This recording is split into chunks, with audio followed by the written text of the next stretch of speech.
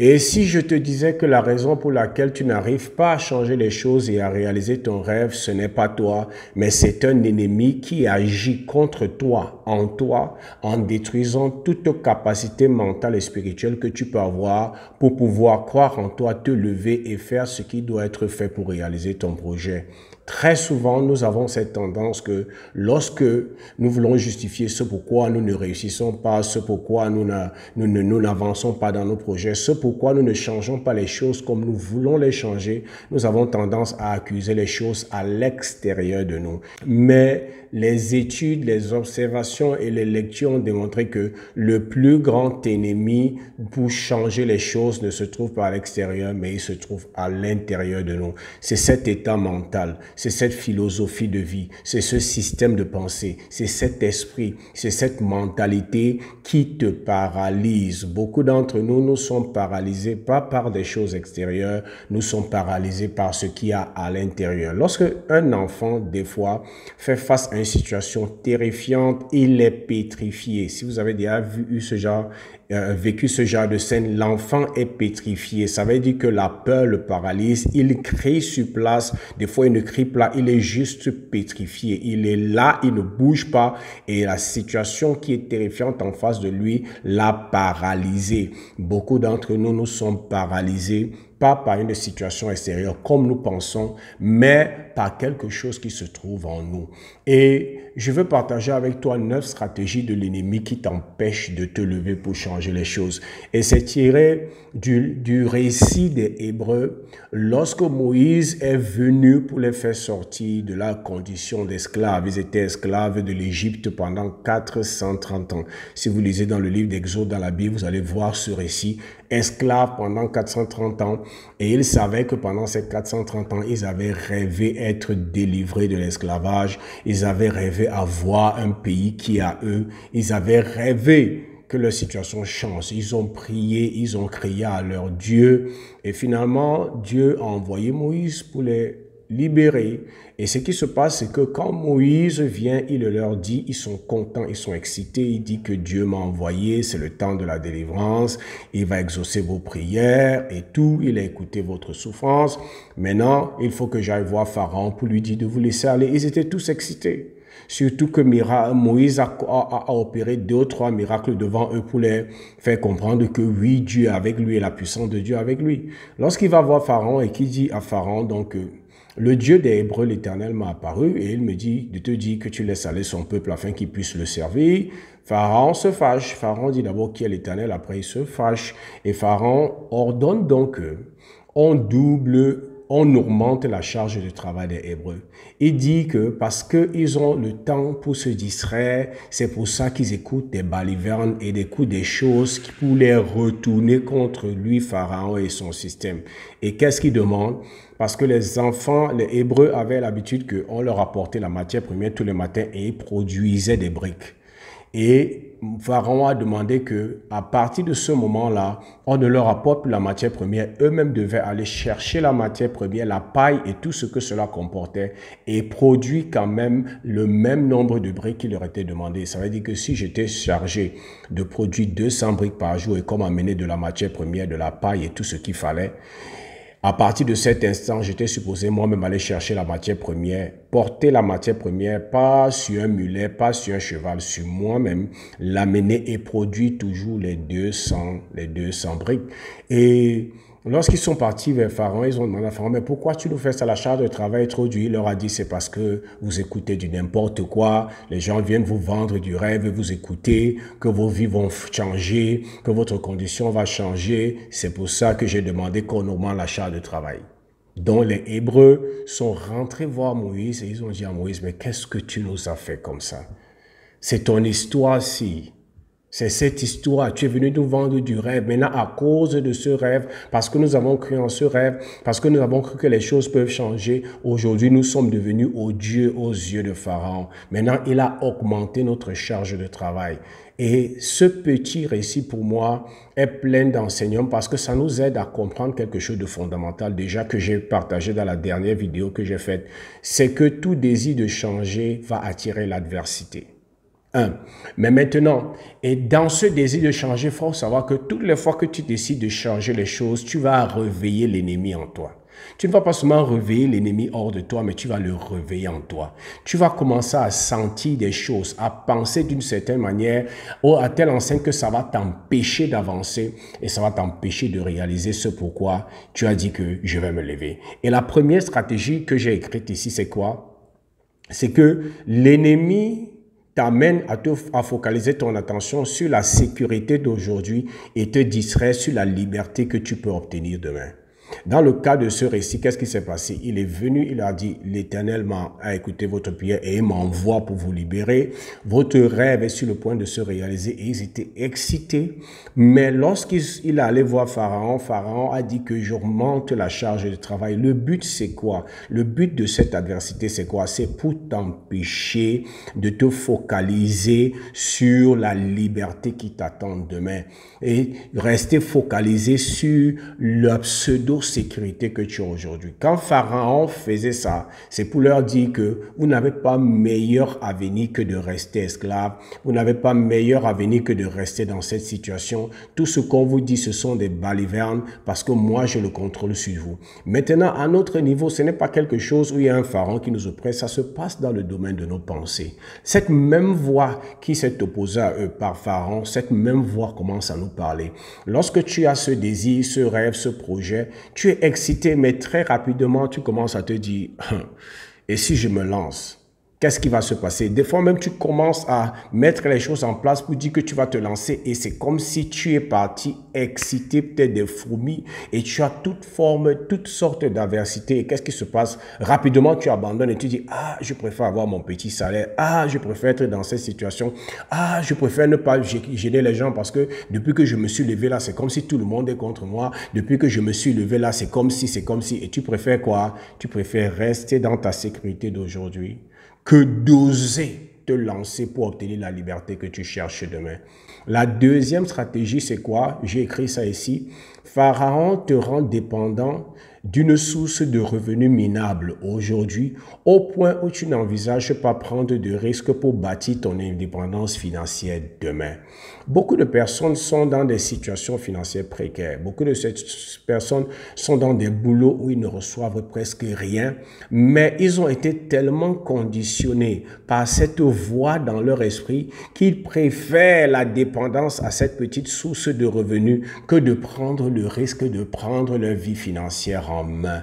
Mais tu ne vas pas changer les choses si tu ne fais pas ce choix. Si tu continues de penser que ta vie dépend de ce petit salaire parce que depuis des années tu vis de ce petit salaire et que si jamais tu te détaches de ce petit salaire, tout va tomber, alors tu n'auras jamais le courage de te lancer pour réaliser cette chose qui te tient à cœur ou changer les choses. Il est important que tu saches que la liberté à laquelle tu aspires se trouve dans ta capacité à risquer, dans ta capacité à te lancer et dans ta capacité à ne plus dépendre et à ne plus voir ta vie simplement en fonction de la petite source de revenus minables que tu reçois aujourd'hui. La troisième stratégie, c'est quoi? C'est que Pharaon, cette voix dans ta tête te pousse à épuiser ton énergie dans une activité qui te permet de survivre, mais qui ne te permet pas de vivre. Combien de personnes, même pas seulement sur le domaine financier, dans beaucoup d'autres domaines, sentent dans leur esprit qu'ils ont un avenir et une destinée plus puissante, sentent dans leur esprit qu'ils sont appelés à réaliser de grandes choses, mais qu'est-ce qu'ils font? Ils préfèrent rester dans une situation où ils ne vont pas briser les côtes, ils ne vont pas offusquer les gens, ils ne vont pas tenter quelque chose de différent parce que nous avons cette mentalité quoi. Là, cette voix dans notre esprit inconsciemment nous fait croire que c'est mieux que tu te focalises à survivre que de vivre. C'est risqué de vouloir vivre ton rêve, c'est risqué de vouloir vivre ta passion, c'est risqué de vouloir changer les choses comme tu aspires. C'est mieux de te contenter de survivre. C'est pour ça que nos parents, qu'est-ce qu'ils font? Très rapidement, ils t'apprennent qu'il faut arrêter de rêver. Le rêve, c'est pour les bébés. Tu as grandi, tu es un monsieur. Comprends les réalités de la vie. Cherche-toi ton petit boulot, épouse ton mari, épouse ta femme, fais tes petits-enfants et gère ta vie jusqu'à ta retraite. C'est ça qu'on nous apprend, la sécurité ou la survie au lieu de vivre. Et lorsque cette voix parle comme ça dans ton esprit, quel que soit le projet que tu as, tu vas finir par abandonner. Au premier obstacle, lorsque Pharaon, comme dans le cas de ce récit, va se lever pour dire que, pour mettre la pression, parce que lorsque tu te lèves pour changer les choses, et je le disais l'autre jour, tous les projets sont bons sur les papiers, mais lorsque tu te lèves, c'est comme si tu es parti exciter l'enfer. Tous les bâtons dans les roues, les choses qui ne marchent pas, même les gens qui t'ont dit que j'allais te soutenir ne te soutiennent pas. Et lorsque les choses commencent à devenir difficiles, c'est à ce moment que cette voix s'élève dans tes pensées. Qui t'a même envoyé dans ce projet? C'est mieux que tu te contentes de ta petite vie. Fais ta petite vie. Pour nous pousser à faire quoi? À survivre plutôt qu'à vivre. La quatrième stratégie, c'est que cette voix dans ta tête te pousse à être plus conscient de la ration quotidienne que tu reçois et que tu vas perdre si tu te lances, que de l'abondance qui t'attend si tu décides pour une fois de sortir de ce train quotidien pour te lancer vers ce projet. Non, c'est que tu reçois une ration quotidienne. Et tu es dans une situation sécurisante. Tu es sûr au moins que ce salaire, il y a beaucoup de personnes qui me disent que mon frère, la vie est dure. Mais je sais, une chose au moins, c'est que je suis sûr, c'est que mon petit salaire là tombe tous les mois. C'est que mon petit salaire là tombe tous les mois. Ils sont devenus esclaves de ce salaire. Ils sont devenus esclaves de cette petite ration. Au point où ils n'envisagent pas l'abondance qui les attend. Et ça, c'est une stratégie de l'ennemi dans ta tête. Il commence à te faire croire que la petite ration que tu reçois là est plus importante que tout. Et ça fait toute la différence. La cinquième stratégie, c'est quoi? C'est la peur de perdre. Il met en toi la peur de perdre plutôt que de l'excitation de gagner. Tu es focalisé sur ce que tu vas perdre au lieu d'être excité sur ce que tu vas gagner. Être excité sur ce que tu vas gagner, c'est penser à ton projet. Et si ça se réalise, quand ça va se réaliser, quand les choses vont changer, comment est-ce que ma condition va changer? Comment est-ce que la condition de ma communauté va changer? Au lieu de te focaliser sur cette excitation-là, cette voix de Pharaon dans ta tête te pousse à te focaliser sur quoi? Sur ce que tu vas perdre. Ah, si je me lance, je n'aurai plus ce salaire. Si je me lance, je n'aurai pas le soutien. Si je me lance, ils vont commencer à dire que qui suis-je? Je me prends pour qui? On est plus focalisé sur ce qu'on va perdre que l'excitation de ce qu'on va gagner. Qu'est-ce que ça fait? Ça nous paralyse. C'est très important. La sixième stratégie, c'est qu'il n'y a pas de sécurité lorsque c'est quelqu'un d'autre qui te nourrit, mais lorsque c'est toi qui nourris les autres. Or, la stratégie, c'est quoi? C'est celui qui te nourrit qui a ta vie. Voilà ce que cette voix te dit dans ta tête. Ah, ne l'énerve pas. Fais exactement comme elle te dit. C'est lui qui te nourrit. Non. Et c'est pour ça qu'on a peur d'oser. On a peur d'oser se lever. On a peur d'oser tenter de nouvelles choses. Pourquoi? Parce qu'on dit que celui qui nous nourrit n'aime pas ça. Celle qui nous nourrit n'aime pas ça. Celle qui nous donne les petites opportunités n'aiment pas ça. Et on est paralysé. On est là pour plaire à quelqu'un plutôt que pour plaire à Dieu qui nous a envoyés sur la terre pour réaliser quelque chose de grand. Et quand cette voix est comme ça dans ta tête, ça devient très compliqué. Lorsque les premiers obstacles se mettent en travers de ton chemin, si tu veux tenter les choses, cette voix revient en force en te disant « Attention, attention, il ne faut pas sortir des sentiers battus. » Il faut te rassurer que tu ne fais pas ce qu'on a dit que tu ne devrais pas faire. Dans votre famille, on a dit qu'on ne fait pas comme ça. Qui es-tu? Je connais quelqu'un qui m'avait dit que quand il voulait se lancer, son père lui a dit qu'il n'y a pas de problème. Mais rassure-toi seulement que comme tu parles, là, tu réussis. Parce que moi, je ne suis pas avec toi. C'est pour dire quoi? La sécurité. Je suis celui qui va te nourrir. Je suis celui qui te nourrit. Si tu parles là, tu n'auras plus mon soutien. Donc, rassure-toi que tu réussis. Si tu n'es pas sûr de réussir, viens rester parce qu'au moins ici, moi, je peux prendre soin de toi. Et lorsque ça joue dans ton esprit, tu ne vas rien réaliser. La septième stratégie de l'ennemi, c'est quoi?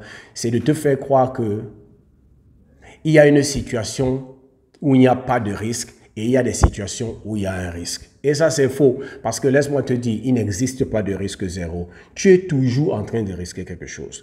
Lorsque tu décides de rester et de ne pas te lever pour changer les choses comme tu désires changer, rêves changer, tu cours un risque. Le risque de ne pas réaliser ton rêve, de ne pas réaliser, libérer ton potentiel, de ne pas vivre la vie à laquelle tu aspires, de ne pas apporter le changement que tu désires. C'est un risque que tu cours. Tu cours le risque de finir ta vie dans le regret. C'est ça. Mais lorsque tu décides aussi de te lancer, et pour changer les choses, tu cours le risque quoi? De ne plus avoir la ration quotidienne que je recevais ici, de ne plus avoir ce salaire, de ne plus avoir ce soutien, de ne plus avoir ces personnes qui seront avec moi parce que comme je vais tenter quelque chose de différent, forcément, ils vont commencer à me critiquer parce que je suis en train de faire quelque chose que les personnes de notre couleur ou de notre environnement ne sont pas supposées faire. C'est aussi ça. C'est aussi ça la vie. Et il faut savoir, il n'y a pas de risque zéro. Toutes les situations sont risquées. C'est à toi d'évaluer les risques et de savoir que je reste ou que je me lance, je prends un risque. Si je reste, je prends le risque de ne pas voir mon rêve se réaliser et de finir dans le regret. Si je me lance, je prends le risque de ne plus avoir le soutien que je recevais dans cette condition. Comme les Hébreux, ils se sont rendus compte que s'ils suivent Moïse, ils risquent de mourir, perdre la nourriture. Mais ils ont oublié aussi qu'en restant là, ils courent le risque de ne jamais voir la promesse que l'Éternel leur a faite, dont il y a toujours un risque. Le huitième, c'est que l'ennemi qui parle dans ta tête te fait croire que il y a des situations où tu ne payes pas de prix et il y a des situations où tu payes le prix. Et c'est un peu comme le risque. Toute situation, quel que soit ton choix, quel que soit ce que tu veux réaliser dans la vie, il faut savoir que tu auras un prix à payer. Et lorsque je parle de prix, c'est ce que tu vas devoir perdre ou ce que tu vas devoir donner en retour. Tu ne peux pas vouloir atteindre la liberté financière ou réaliser le changement que tu vas apporter et en même temps garder la sécurité de la situation dans laquelle tu te trouves. À un moment, tu vas devoir faire le choix. Si je m'engage à investir sur mon avenir, il y a des choses sur le présent que je vais perdre. Et ces choses que je vais perdre là, c'est le prix à payer. Maintenant, si je décide que non, moi je ne me lance pas pour changer les choses, je me focalise sur ceci, vraiment je préfère ma petite paye, je préfère le soutien des miens, je préfère avoir ma petite ration, tu cours aussi le risque, tu es en train de payer un autre prix. C'est quoi? C'est le prix de ton rêve. Beaucoup de personnes aujourd'hui sont dans des boulots sécurisés. Beaucoup de personnes aujourd'hui sont en bon terme avec leur environnement et en réalité, ils ont choisi ça et ils ont vendu leur rêve. Le prix pour plaire à tout le monde, le prix pour avoir toujours son salaire sécurisé, le prix pour avoir toujours le soutien de ceux qui sont autour d'eux, c'est le prix de leur destinée. C'est le prix de leur futur. C'est le prix de la grandeur que Dieu a investi en eux. Et pour ceux qui décident de se lancer, ils doivent aussi être conscients que je ne peux pas avoir les deux. Je vais payer le prix. Je vais me séparer. Ça me rappelle quand l'Éternel appelle Abraham. Il lui dit clairement, je veux rendre ton nom grand, je veux faire de toi une grande personne, je veux bénir ceux qui te bénissent, je veux maudire ceux qui te maudissent, ton nom sera grand, les familles de la terre seront bénies en toi et en ta descendance. Mais il lui dit, il faut que tu quittes. Et c'est ça la vie. Tu ne peux pas vouloir aspirer à la grandeur si tu ne quittes pas. C'est le prix à payer. Et si tu décides de rester, le prix que tu devras payer, c'est la grandeur à laquelle tu es appelé, que tu vas mettre de côté. Donc, il y a toujours un prix à payer et il faut le savoir. La neuvième stratégie de l'ennemi, c'est quoi? Nous focaliser sur ce que nous pouvons soutenir et non sur ce que Dieu peut soutenir. Qu'est-ce que ça veut dire? Nous ne nous lançons dans des projets que lorsque nous avons les ressources et la capacité de les réaliser.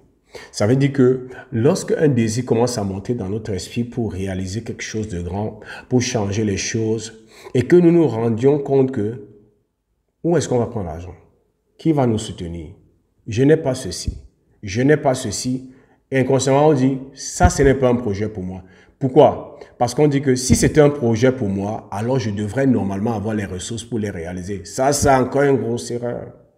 Parce que ceux qui changent les choses, ceux qui impactent leur communauté, ceux qui atteignent la liberté financière, ce sont des personnes qui se sont lancées sans avoir tout ce dont elles ont besoin. Mais lorsque cette voix de l'ennemi parle dans ta tête, cette voix de l'ennemi te dit quoi? Tu vas prendre de l'argent où?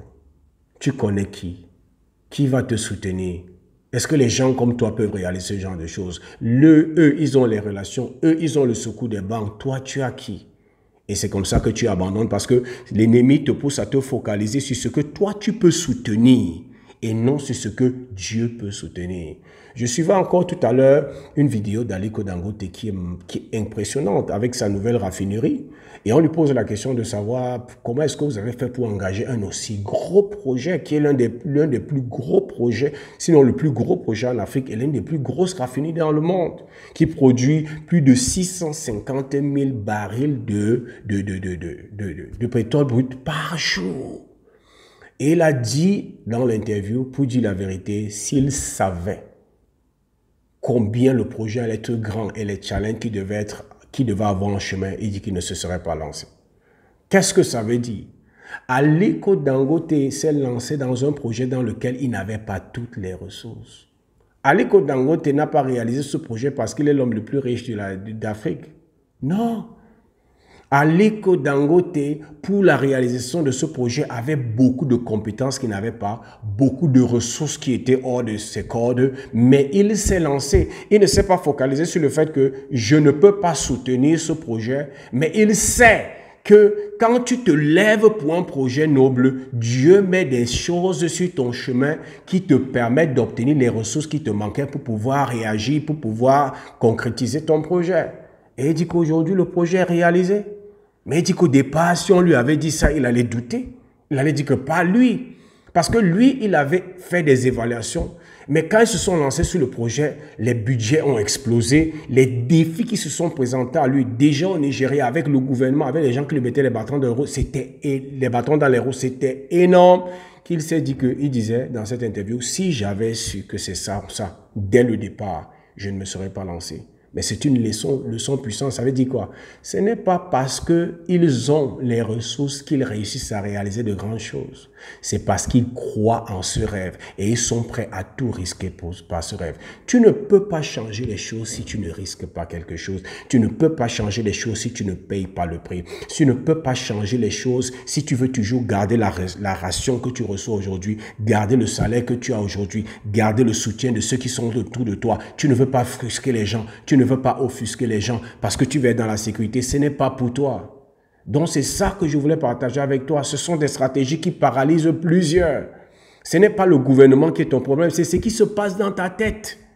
C'est cette voix qui te dit, comme Pharaon a menacé ses Hébreux, que tu ne peux rien. Si tu tentes, tu vas tout perdre. Si tu tentes, tu vas tout perdre. Ne tente pas. Tu veux mourir, tu vas avoir honte, tu vas être larisé et tu te paralyses. Donc, c'est ça que je voulais partager avec vous aujourd'hui. J'espère que tu as obtenu assez de valeur de ceci. Prends ça en considération et ça va changer les choses. Abonne-toi à notre page ou à notre chaîne, like notre vidéo, partage-la avec qui tu sais peut être intéressé par ce type de contenu. Et comme j'ai l'habitude de dire, t'es du Cameroun et je te souhaite le succès.